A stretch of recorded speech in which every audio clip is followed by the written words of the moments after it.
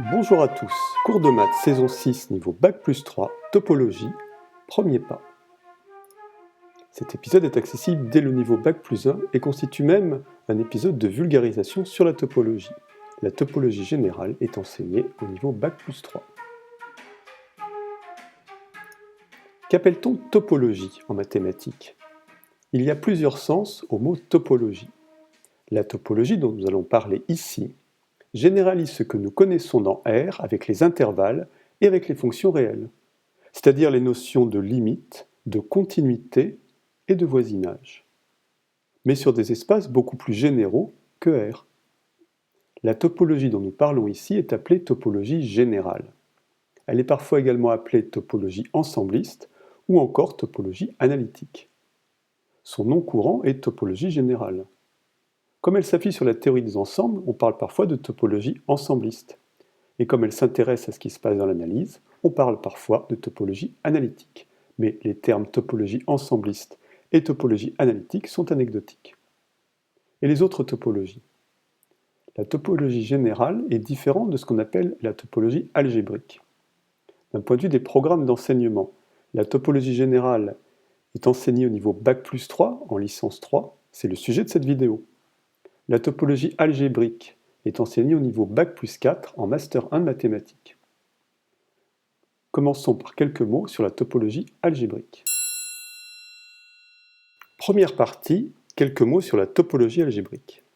Jusqu'au début du XXe siècle, cette discipline a été appelée Analysis situs, terme créé par la CNIS. On parle également de topologie combinatoire, mais ce terme n'est plus en usage non plus. Historiquement, on fait remonter les origines de la topologie algébrique et de la théorie des graphes aux travaux de Leonhard Euler au XVIIIe siècle, et en particulier au travers de deux mémoires, l'un de 1741 et l'autre de 1758. Nous ne parlerons que du premier mémoire, les ponts de Königsberg. Ce problème, dit des 7 ponts de Königsberg, consiste à se demander s'il existe un itinéraire qui passe une et une seule fois par les 7 ponts. Ce problème est à l'origine de la topologie algébrique et de la théorie des graphes. C'est un problème où les distances ne comptent pas. Ainsi, c'est un problème géométrique où la notion de distance n'intervient pas. Au XIXe siècle, l'analyse complexe, les travaux de Riemann débouchent sur de nouveaux problèmes topologiques, notion de variété en dimension n.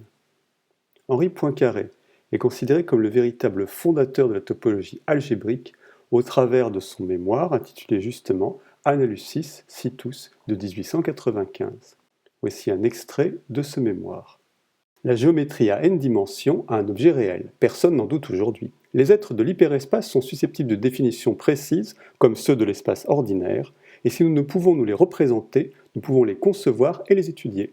Si donc par exemple la mécanique a plus de 3 dimensions doit être condamnée comme dépourvue de tout objet, il n'en est pas de même de l'hypergéométrie. Revenons maintenant au sujet de cette vidéo, la topologie générale.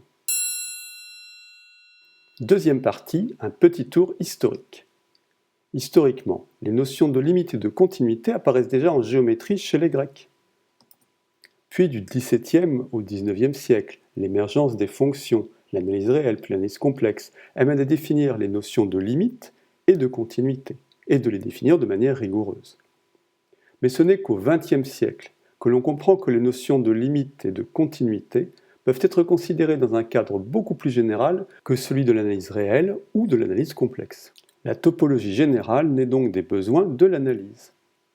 3 notions sont centrales en topologie générale.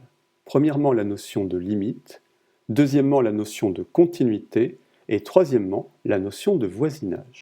C'est Riemann, encore lui, qui est considéré généralement comme le véritable fondateur de la topologie générale.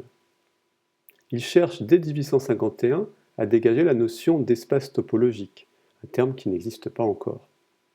Mais il lui manque une définition précise des nombres réels, des ensembles. La topologie générale, dans son processus d'abstraction, qui s'affranchit de la notion de distance, s'appuie sur la théorie des ensembles. Abordons maintenant quelques grands noms de la topologie. Johann Benedict Listing est un mathématicien allemand, il fut l'élève de Gauss. Il est le premier à utiliser le mot topologie.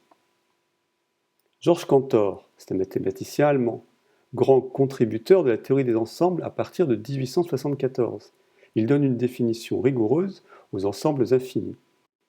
À l'époque, ces travaux sont regardés avec suspicion par certains de ses collègues. Cantor jette les bases théoriques de la topologie générale au travers de la théorie des ensembles. Suite à ces travaux, on considère non plus simplement des ensembles de nombres ou de points, mais des ensembles de courbes, des ensembles de fonctions.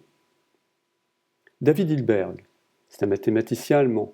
Il a eu une influence considérable sur les mathématiques et sur la nécessité de jeter des bases et des fondements rigoureux. La notion de théorie axiomatique prend de plus en plus d'importance. Élaborer une théorie à partir d'axiomes. À côté des mathématiciens allemands, les mathématiciens français ne sont pas en reste. Ainsi, René-Maurice Fréchet participe aux considérations relatives à la recherche de ce qu'il y a de commun entre des ensembles de points et des ensembles de fonctions, sans utiliser la notion de distance. Il est connu pour ses travaux en analyse fonctionnelle. Fréchet introduit en 1906 les espaces métriques, un pas de plus vers la topologie générale. Friedrich est un mathématicien hongrois. C'est l'un des fondateurs de l'analyse fonctionnelle. Son théorème de compacité dans un espace vectoriel normé est une contribution importante à la topologie. Félix Hausdorff, c'est un mathématicien et un philosophe allemand. Il se suicida pour échapper aux nazis. Il est considéré comme l'un, ou peut-être même le fondateur, de la topologie générale. Fondateur au sens de la topologie générale telle que nous la connaissons aujourd'hui, la topologie moderne. Il reprend la notion de voisinage, nous verrons qu'il s'agit plus exactement par la suite d'ouvert, la notion d'ouvert, et il détermine les axiomes de la topologie. C'est ensuite l'école russe de mathématiques qui va reprendre le flambeau relatif aux travaux sur la topologie, espace compact, compacité des produits d'espace compact.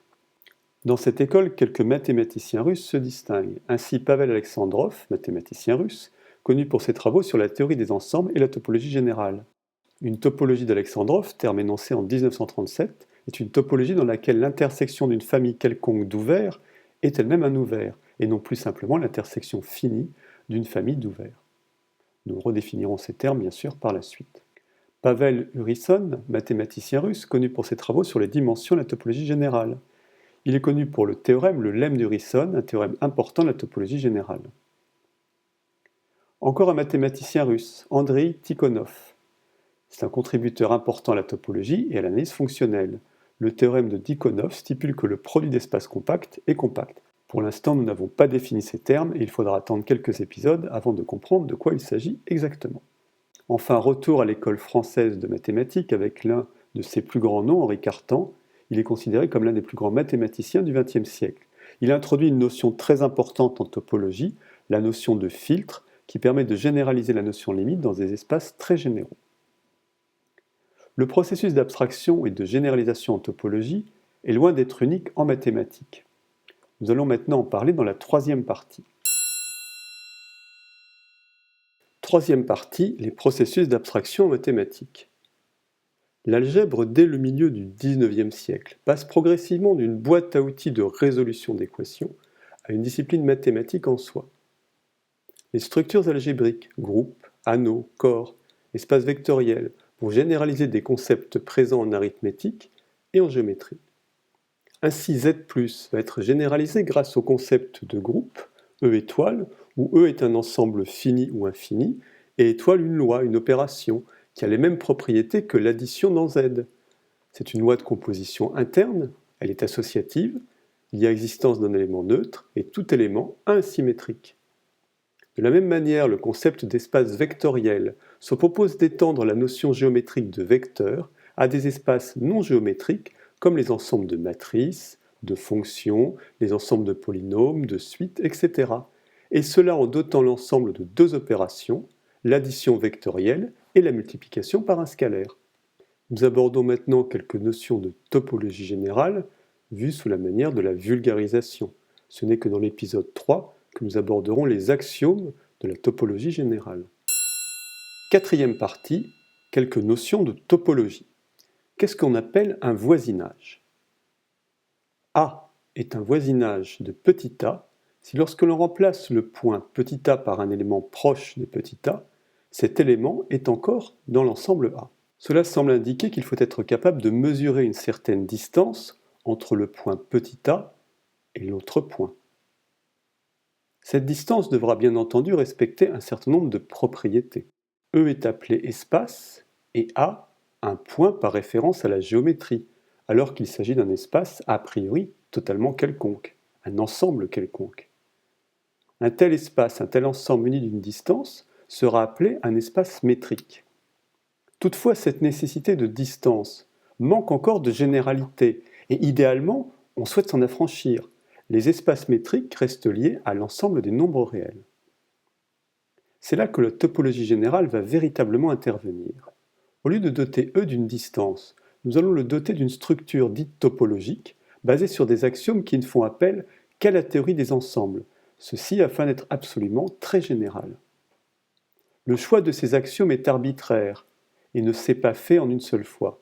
Il a fallu tâtonner. Il fallait bien sûr préserver la compatibilité avec les espaces métriques, et plus localement encore, avec l'analyse réelle, tout en étant aussi général que possible. C'est là le défi qu'a relevé la topologie générale. Ce défi, comme nous l'avons vu, c'est le mathématicien Hausdorff qui l'a résolu. Un espace muni d'une structure dite topologique, on dira tout simplement d'une topologie, sera qualifié d'espace topologique. Ces éléments seront tout simplement appelés des points en référence à la géométrie classique. Alors bien sûr, nous n'avons fait là qu'esquisser quelques notions de la topologie. Nous n'avons pas véritablement fait de mathématiques. Cet épisode est un épisode en quelque sorte de vulgarisation, une introduction à la topologie générale, avant d'aborder plus en détail les concepts abstraits.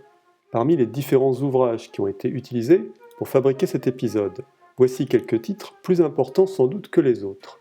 Le collectif Bourbaki, éléments de mathématiques, topologie générale, chapitres 1 à 4.